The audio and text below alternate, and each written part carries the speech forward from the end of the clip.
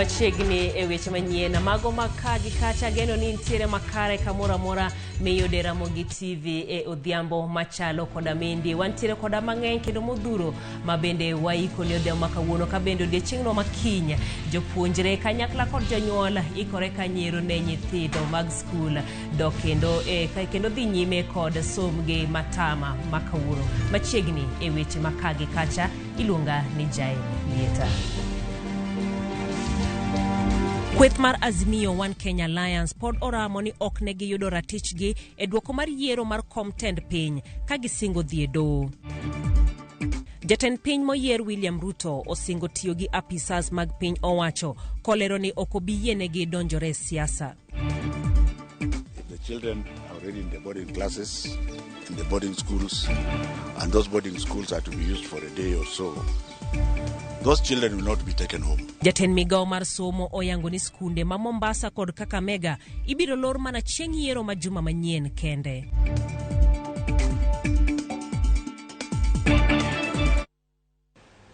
Jatend piny moyier William Ruto telo ne jo-Kenya kwanza e romo mar jotelo mane oyudo kombe e yiero ma higani. Ruto yango ni chenro mag neno ni kamiti motelo ne lokruok mar telo otiyo kare kata obedo ni bura kweth mar Azimio ochano chwalo mano e doho bende nitiere. Ruto medo ni obiro neno ni jotije piny owacho okonywando tijgi kod siasa. Ne oloso e kinde mar romo mokwongo mabende nobago kod jotelo moyier e bor riwruok mar Kenya kwanza e kar jot mare mantiere Karen ka mano kanyero wach mabende wabiro mi bang'e. Kweth mar Azimio mano One Kenya Alliance otimo romo mar ariyo mane gitwak e wi chenro magi tok yiero maduong'. Jo Azimio pod oramo ni loch mar kom tend piny ni korgi ka gisingo manyo ratichgi e doho. Twak makamae biro odiechieng' achiel bang' kanye Raila Odinga okwedo duoko mar yiero e kom tend piny manoyango William Ruto kaka jaloch. We have very, very many elected representatives of our people, not even to mention about the members of the county assemblies who will shortly, in the next few days, be also putting their act together. So we will continue with our caucuses in terms of the regions, the coast region, the northeastern region, the Nyanza region, the central region. We are all doing this so that people can get to understand each other better. And as results emerge of our consultations, if need be, we'll let members of the media know. But the most important matter is to stand in solidarity and to stand together. In fact, we have happily sung the composition by our late brother, Senator Kajwang, may God rest his soul in peace, that inchi hii bado ni mapambano.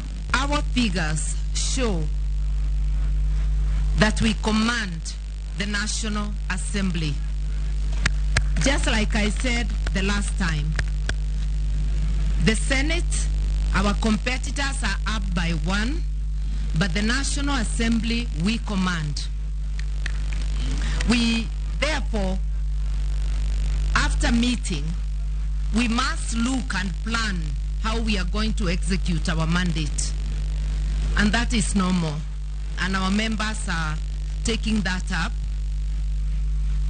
On the matter of the election, ours is victory deferred, but it's coming home.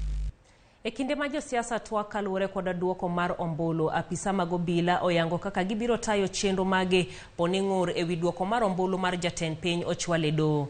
Komanda mar obila motelo ne weche doho Lazarus Opicho olero jofwambo kaka giikore.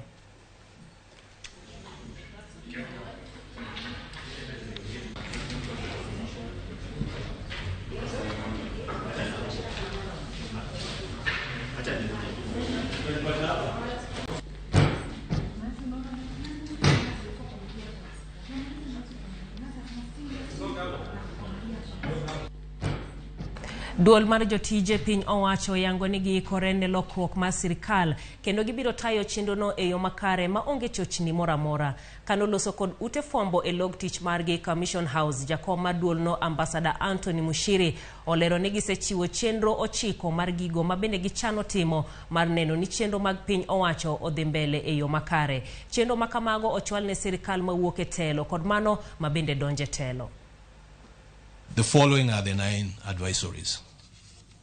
Advisory number 1 is on a fit-for-purpose structure of a new government.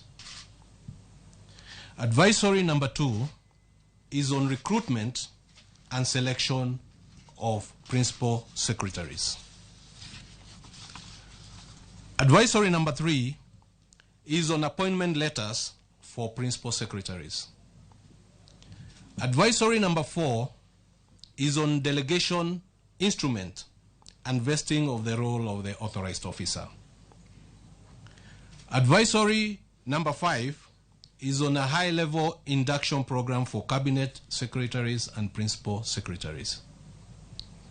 Advisory number 6 is on exit of serving principal secretaries and safeguards for seamless continuity of service delivery.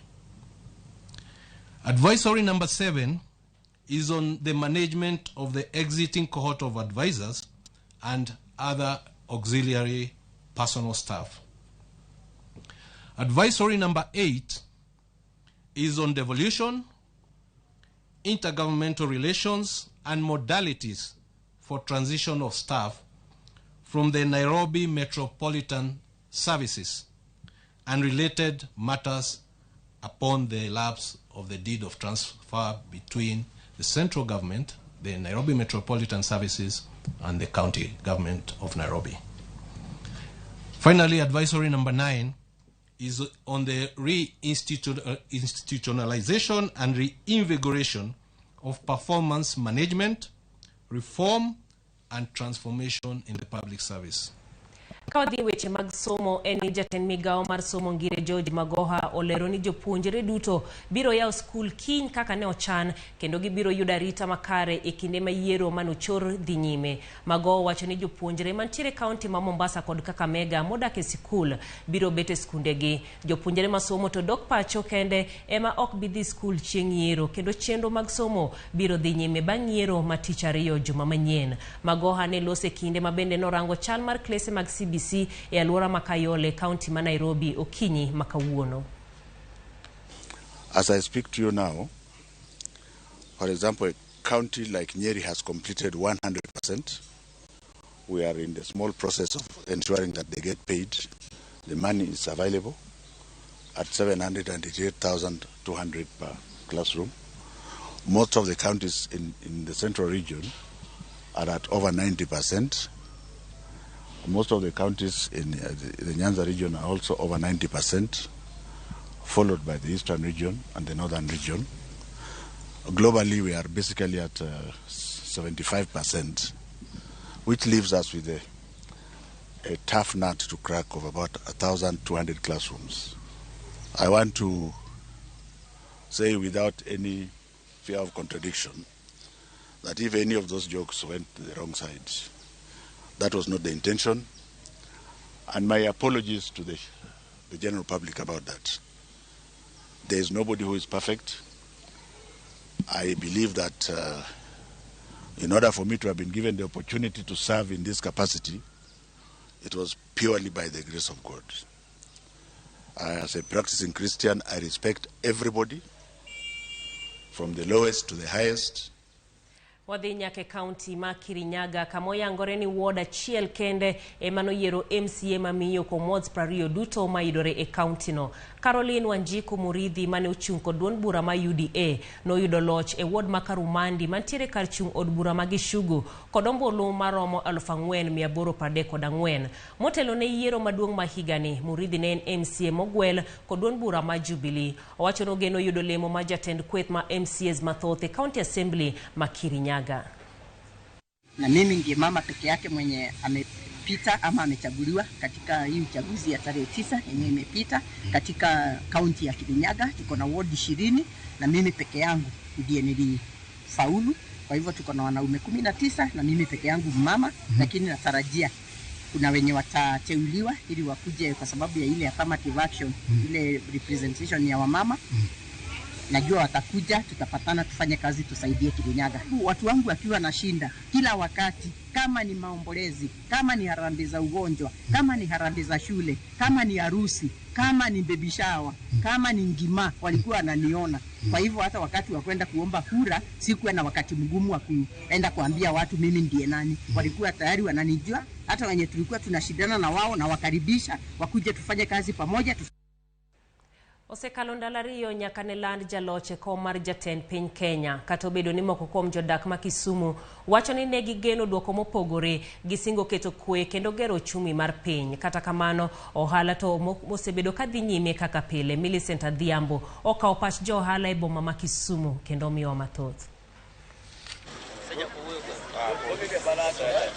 Pero kamana nya jail achiel kachiel kwa woke kar chung geche ma Kisumu kaendi kuma bende wadwa loso gi moko kuom johala kotenore ni kuom ndalo ariyo sani nyaka nyocha ne land jaloyo e kom jatend piny Kenya. Ohala osebedo kadhi nyime ka thoth dukni kod johala mang'eny nyocha oloro nikech buok kata luoro kotenore kod ni chal ka gima ne tulo nyalo wuok. Kata kamano odiochieng' ma kawuono bang' nyono ndalo ariyo giduogo kidam mondo mi gichak temo ne ginene ka bende ohala nyalo dhi nyime. Wan kod gi kaendi gimiwa pach gi nyiso odiochieng' ma kawuono ang'o miyo giduogo kopore kod ndalo ariyo ma bende gisebedo ka giloro ka ging'iyo kaka yamo dhi kata kaka lwasi mar Kisumu chalo. Machiegni nyakor moka juang' mondo mi watwag gi jopiny ginyiswa ni to ohala chalo nade boma Kisumu, bende oduoge wang'e ochalo nade, en kindhem koso pod en mana orach kaka kotenore kod duoko manyocha olandi. Machiegni ang' nachako kodi ng'ina kamera tichako gi nyingi tinyisa ni ohala chalo nade. Ndalo ariyo ne Kisumu loro, jo ohala no kowuok oko. Thoth ji kata sani an gadi nitie jogo ma pod nie udi. Inyalo wacho ng'o e wachno kichako gi nyingi?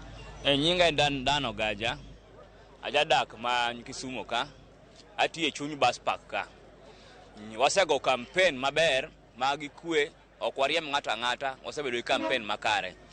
Wach ma lendo manyo lendo go nyocha ni no bwogowa kendo no chuno wa made beni Raila Amolo Odinga nyoko wuoyo nyoro dikoro karka pod pap to biwuok oko mondo at least wamanye kidam em na techa onge gimoro mwayudo malich sani kech kara welo man mwapange gari onge geche wabiro ko ka kidam geche te oringo pod giluor but koro watema at least wayude mogo monyadhi ge ot to watema mana mathis nikech ma Raila nyo wuoyo da bende Raila pok ok nyo wuoyo nyoro to dikoro ka pod kwabire to gimwanyalo wacho be tok mano kanyalo wuoyo wach mani wan to wabiro ka to wabiro mana nikech wala ratiro marwa kaka jokanyanam kaka jo Kisumu modak matiye bus park ka wado maratich wa mwadwaro wado ratiro kod adieri ko ratich wa komiwa to wan waonge wach wabedo gi kwe waroko ng'ata mowuok e pinje moko mapogre ka bende moko go wabro tiyogo mana kwa yudo mna kwe marwa. Pero kamano ahinya machiegni mondo mini ma pachi kotenore kod wach ohala ma bende pok waneno ka Kisumu kae ne ok dhi maber ahinya to odiochieng' ma kawuono to uduogo mondo mi unyal teme matin. Inyalo wacho ang'o kichako gi nyingi ting'iyo ng'ana kamera? Nyinga iluonga ni Tobias Ojwang' Rakwacha jadak ma Kisumu ka. Ohala nyaka kawuono ok wane karach ahinya. Beto yawre kata peso bet nolal kodwa kamano. Awang'e ni wodhi dhi maber. Watarajia ni be nyithindo nyalo dhi skul ko are kiny koro nyaka wabed jomoko ma kaka ne Raila osewuoyo cha waseduogo chien kendo ohala dhi mbele to pok obedo maber ahinya to ang'eno dhi bedo maber ok dhi bedo marach. Pero kamano ahinya Nyikwa Ramogi Tv nyinga iluongo ni Fred Otoi an jadak ma Kisumu ka ma Nyalenda. Gima wacho ni wan gi chir nikech baba no wuok mowuoyo kendo wuoyo gi kwe momiyo jok mane oloro biashara jok mane negi parruok koro nigi geno moro matin. Adieri ngima sani tek, pesa onge, nyithindo dok skul kendo kaka jonyuol timre dhok jomoko. But gima duong' mwawacho en ni waneno koro chuny osegonyore kendo waneno ka ohelni moko oseyaw ji dhi maber gi biashara. An atemo kwayo u ni mondo wabeduru gi kwe mondo waketuru babe alam mondo giko to wang'e ni wach ni wachopo kanan koso pod wachako mi baba kinde. Ero kamano. Ang nabiri madane no ka idiedo okapu e wi kanyo kotenore kod wach mar ohala mabiro. Koro wan ka endedo ni miwa pachi kotenore kod wach ohala. Chalo nade aneno kidiedo pa okapu to okapu ni chalni otingo mwandu wa bende isedo godo chieng mondo minya yude gimoro matin. King'iyo kamera kacha lokri ng'ina kamera. Ichako gi nyinge. Nyinga iluongo ni Mary Atieno Uru. Ajadak ma Kisumu Nyaera. Ajadak ma Kisumu Nyaera. Koro wuok Nyaera kinyi sa 12 kabiru sa uso ganyoyo. Jogodo sani to wala onge. Wala ongo lendo manyo lando godo duoko manok warwako ni.